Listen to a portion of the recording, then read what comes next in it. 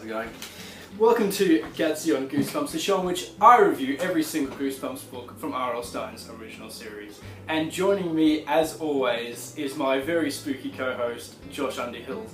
How you doing, Josh? Not bad. How are Great you? to have you on the show. Pleasure to be here. Been a long time fan, I believe. I have been. I've been here since the start. I've watched every single episode thus far, so I'm excited to be on one. They're pretty good, aren't they? They are. And Josh, today we are looking at what exactly? Today we are looking at R.L. Stine's Goosebumps book, Ghost Beach. Fantastic. That is number 22 in the original series.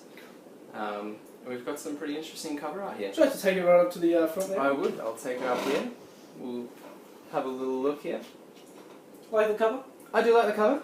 I've always said that Covers are good. covers are good.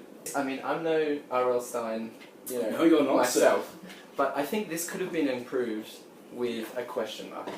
I think it should have been no swimming, no surfing, no haunting. Jerry can't wait to explore the dark, spooky old cave he found down by the beach. Then the other kids tell him a story about a ghost who lives deep inside the cave. No, there's more. A ghost who is 300 years old. A ghost who comes out when the moon is full. A ghost who is haunting the beach. Just another stupid ghost story. Right. So they're on like a holiday, sort of away from their parents out on this beach area. And they get to do as kids do, explore the surrounding area, have delicious desserts made by their guardians there. And they run into a few rascals, kids that also live in the area, and they start playing along with them, and it's actually them who start telling them about this possible ghost story. I believe our two heroes go to explore the cave, is that correct? They see this cave, with a light in it. which has a light in it, and it's down by the beach, it's up atop a bunch of rocks that they have to climb up.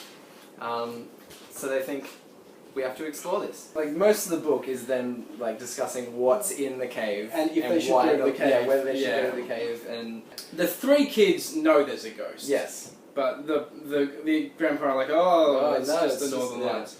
which we all know. Not true. Doesn't exist. Yes, exactly. So they go in there and they stumble across the ghost. And what does he look like? He's an old man. But he does molest them. No, he doesn't. He actually tells them that your three friends you made, they're the ghosts. And the thing about this ghost is that he's supposed to be eating children, like going out and attacking. And also attacking dogs. If you remember, they find a dog skeleton. Yeah. And why do the three kids say ghosts don't like dogs? I'll tell you why. Because dogs, for some reason, are the only ones who can tell when a ghost is a ghost. Yeah. So that's where so they presumably ate the dog. Yeah. Or something. So now, as readers, we're sitting here going over everything we've read. Like, are they the ghosts? Who's telling the truth? The ghosts? Like, so they essentially believe the three kids. They're like, oh, that guy tried to lie about it. Yep. Because he's a ghost. That's what they do. And they formulate a plan to trap the ghost inside the cave, because apparently the cave is a trap. So it's you can't kill a ghost, obviously, but if you trap them in a cave, they're trapped there forever. They can't just. They can't go, which is what you'd think a ghost would be able to do. But R.L. Stine tells us no, that's not the way it is. So they formulate this plan to catch the ghost. So they it's a very before we go. It's a very sort of cartoon, like Roadrunner, Wile E. Coyote scheme they have. It is, isn't it? Drop rocks in front of the cave entrance. Yeah. But that's their plan. For whatever reason, their plan doesn't work, and he sort of explains to them, "Yeah, I'm safe in this cave. The ghost can't get me." Again. So it kind of flips it again, doesn't it? So, because we were thinking that the ghost couldn't get out. It turns out he actually wants to stay in. Because they can't get in. Yeah. And then he says to the kids, alright, you don't believe me? Go to the graveyard again. And they're like, okay, alright. So, they go to the graveyard and check out their graves. Yeah, there's freshly dug graves for them. And the three kids are there. And they still side with the three kids. Yes, I think at this point they're starting to clue on to what's happening. Yeah. And they try to play him. Yeah. So they're like, all right, well, come on, let's all go back to the beach again together. Yeah. So at this point, the old man, who the kids are trying to say, the three kids are trying to say are the ghost, whistles, and there's a lot of suspense, and his dog comes out and instantly starts going crazy and barking at the kids and the kids were the ghosts. The kids were the ghosts the whole time. And they're like, we were here like the first winter, like when we first arrived, we died, like we froze to death or something. And come and be ghosts with us. Yeah, be like, essentially they wanted to come and be ghosts with Dave. And as I stared at the three kids in the wavering light, they began to change. Their hair dropped off first. It fell in clumps to the cave floor. And then their skin peeled away, curling up and falling off until three grinning skulls stared at Terry and me through empty eye sockets. Anyway, so that settles out. I guess the kids are ghosts. They end up getting them trapped in this cave. Just by sheer luck. Isn't it like wind blows the rocks down? Yeah, the dog had managed to corner them in the cave. That's right. And the wind blows dog the gets rocks out, I down, believe, though. Is that correct? The dog's fine. But old man Harrison Sadler, old man Ghosty as we called him, he essentially gives his life to trap the ghosts in. So I guess the ghosts really can't go in there. It's never clear what actually is part of the rules and what's just the kids making it up.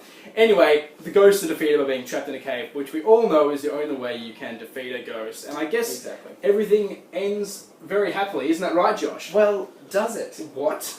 They get back to their cousins, their guardians. They have a delicious breakfast or something along those lines. But then, something's not quite right. And it is revealed. The dog bursts in and starts barking at their guardians, cousins, and so the guardians were ghosts as well. Ends quite ominously. Do you remember that last paragraph? Agatha slammed the kitchen door hard and turned back to Brad.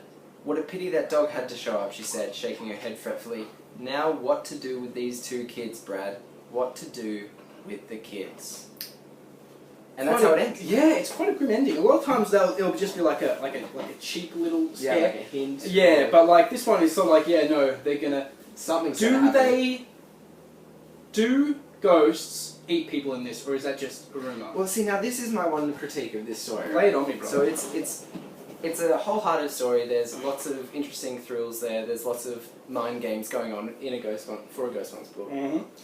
But it's never that clear or important why the ghosts are feared and dangerous. The whole time it's like there's no motivation. There's no motivation. Like, why are they actually dangerous?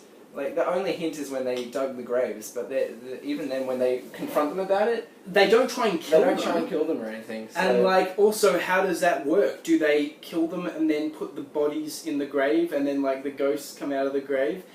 It's one of those things. The more you think about it, the sort of less it makes sense. Same with all this very convenient stuff about sanctuaries and ghosts being trapped in caves. Yeah. It's a fun book, though. It is a fun book.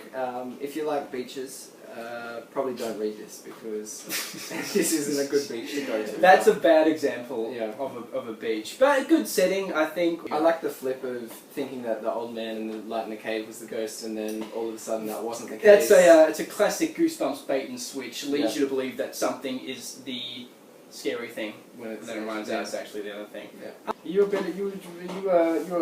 you a beach person, Josh, or more of a? Would you say you're a beach person or a forest person?